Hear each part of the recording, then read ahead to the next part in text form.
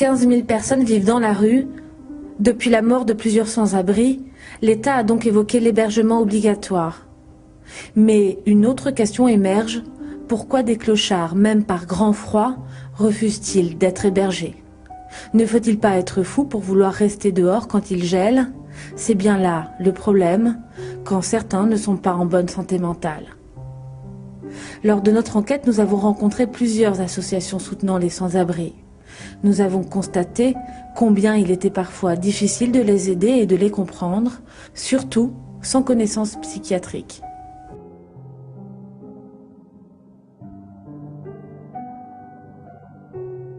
La brigade d'assistance aux personnes sans abri, la BAPSA, dépend de la préfecture de police. À Paris, 3 équipes de policiers font des maraudes de 6h30 à 23h30.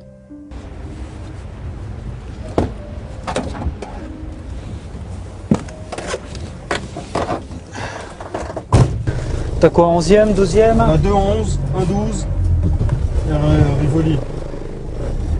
Ce boss, c'est... Ouais. Ouais, bah écoute, hein, on va prendre le périph', on va aller sur le 12. Au moins comme ça, c'est le plus éloigné, vu qu'on a le périph' juste à côté. Nous, le seul travail qu'on essaye de faire, bah, c'est de les emmener dormir au chaud la nuit ou un centre d'accueil la journée pour aller se réchauffer un peu, boire un café. Après, bon, si on voit que ça va vraiment pas, c'est l'emmener dans un centre hospitalier, mais après, ouais, c'est plus de notre ressort, quoi. Tous volontaires, ils n'ont pas de formation à proprement parler psychologique, ce qui ne facilite pas leur travail sur le terrain. Un travail qui consiste à encourager les clochards à se protéger et à se soigner. Ce matin, l'équipe a reçu 3 appels d'urgence via le 115.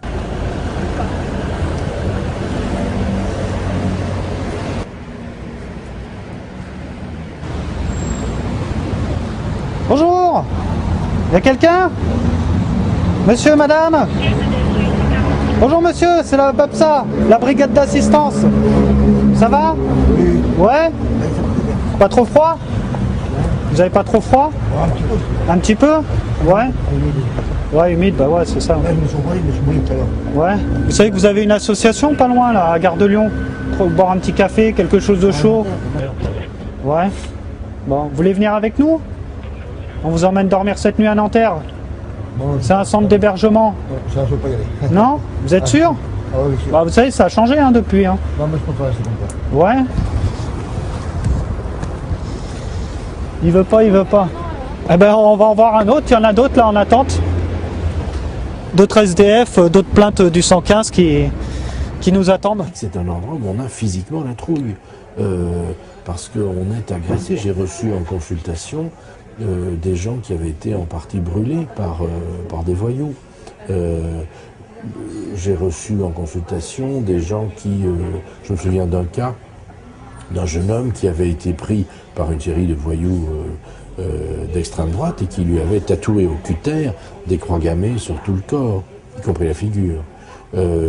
Donc on a très peur quand on dort dans la rue, parce qu'on est ouvert à toutes les agressions possibles.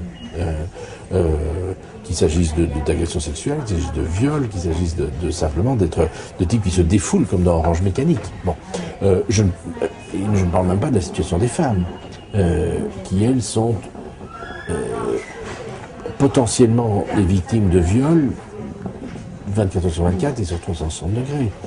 C'est une des raisons probablement pour laquelle on constate souvent que les femmes qui sont chroniquement à la rue ont tendance à être plus psychiquement abîmées et à renforcer quelque chose de visible dans leur dégradation et leur crasse, simplement parce que c'est une manière de protection. Et pourtant, malgré le froid et l'insistance du policier, ce jour-là, tous les sans-abri que nous allons rencontrer vont refuser de suivre l'équipe de la BAPSA et même de se couvrir. Allez, go.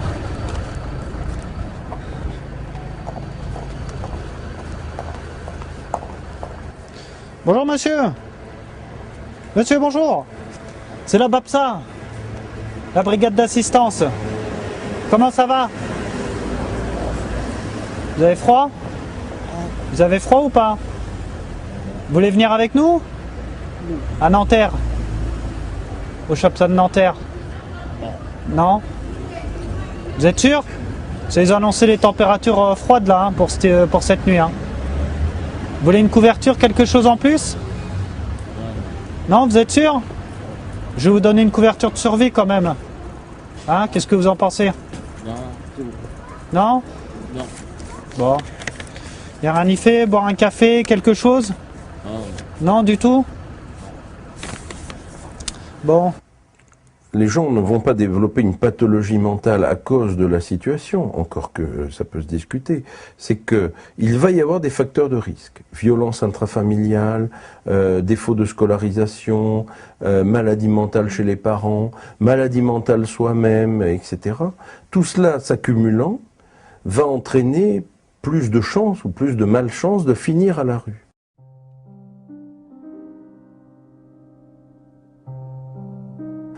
Et ce qui fait la difficulté d'accrocher avec ces personnes.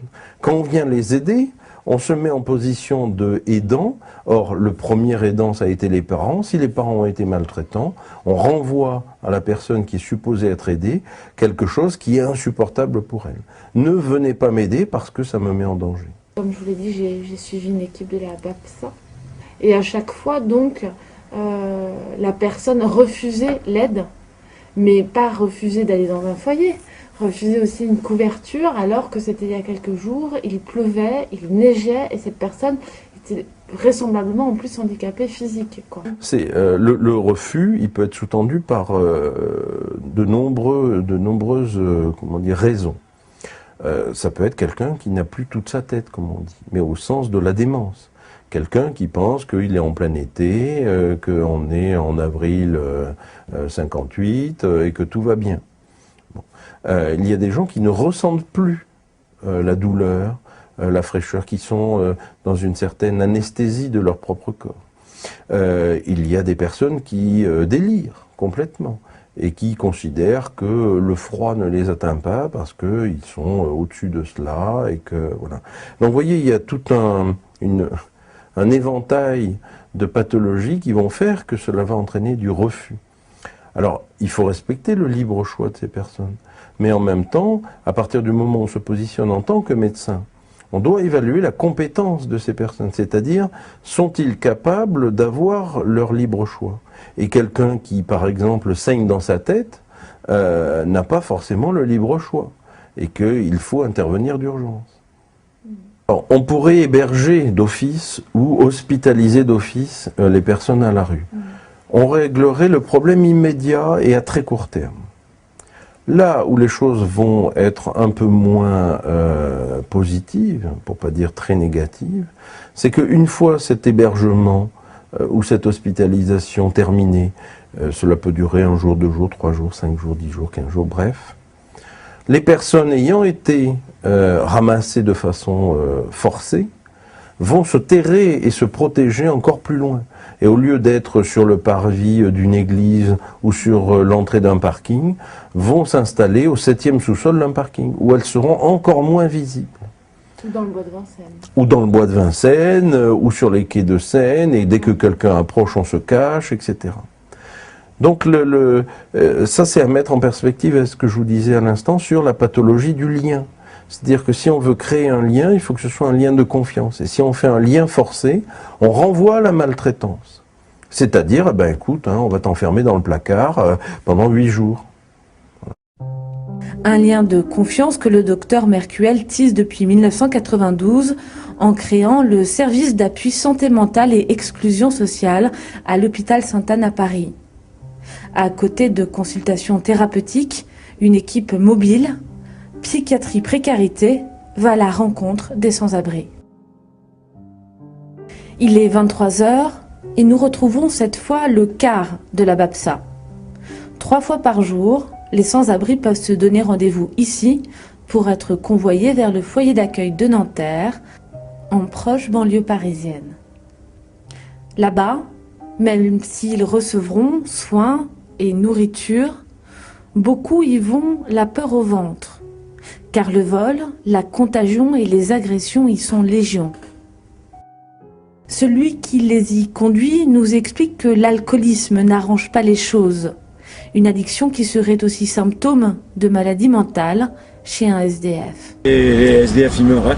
Il y a l'été aussi, en période de grande canicule, il y a beaucoup de SDF qui ont été retrouvés morts. Hein. Le travail de la BAPSA, c'est un travail de toute l'année. Pas plus l'hiver que l'été. Toute l'année, on est à la merci qu'il y en ait un qui fasse une dépression et qui décède dans n'importe quelle circonstance. Hein. Parce que quand ils sont dépressifs, ils deviennent alcooliques. Hein. Ils se réfugient dans l'alcool, et l'alcool faisant, bon, ben, c'est... Avec le froid, c'est bien sûr la descente de température du corps, et puis c'est la mort lente. Hein. Est-ce qu'il y a là aussi une pathologie, un comportement addictif, un produit, enfin vous voyez L'alcool est le premier médicament en France, le meilleur, le moins cher.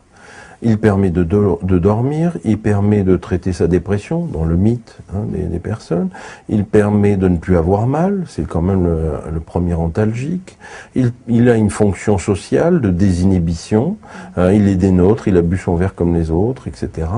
Bref, c'est un liant. Et ne pas boire dans un squat entraîne le rejet. Ne pas boire dans un square entraîne le rejet.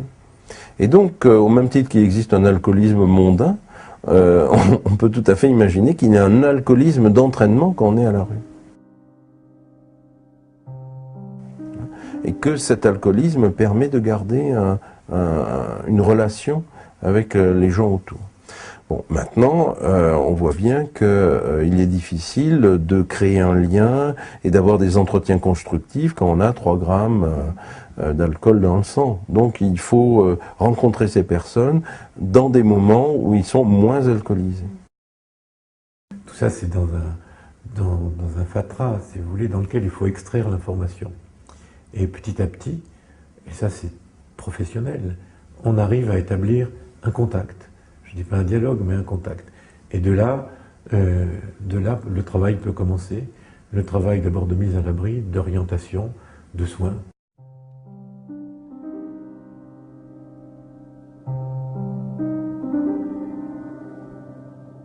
Il faut des centres d'hébergement d'urgence pour que le travail commence dès la rue. Hein. Mais il faut un SAS semblable aux urgences de l'hôpital, donc ces centres d'hébergement d'urgence, où on puisse aller plus loin que le simple contact. On se plaint, on dit que les prisons sont pleines de gens qui n'ont pas à y être. Oui, mais c'est la dernière solution d'hébergement. Il faut attendre un crime ou un délit pour trouver une solution pour des gens qui n'ont rien à y faire. Et les centres d'hébergement traditionnels, c'est des malades trop lourds qui ne peuvent pas accepter. Alors, pour ce traitement chronique, les psychiatres disent « nous, on ne va pas psychiatriser la misère, ce n'est pas notre rôle ». Et les centres d'hébergement disent « oui, mais c'est de la psychiatrie, on ne va pas les prendre ».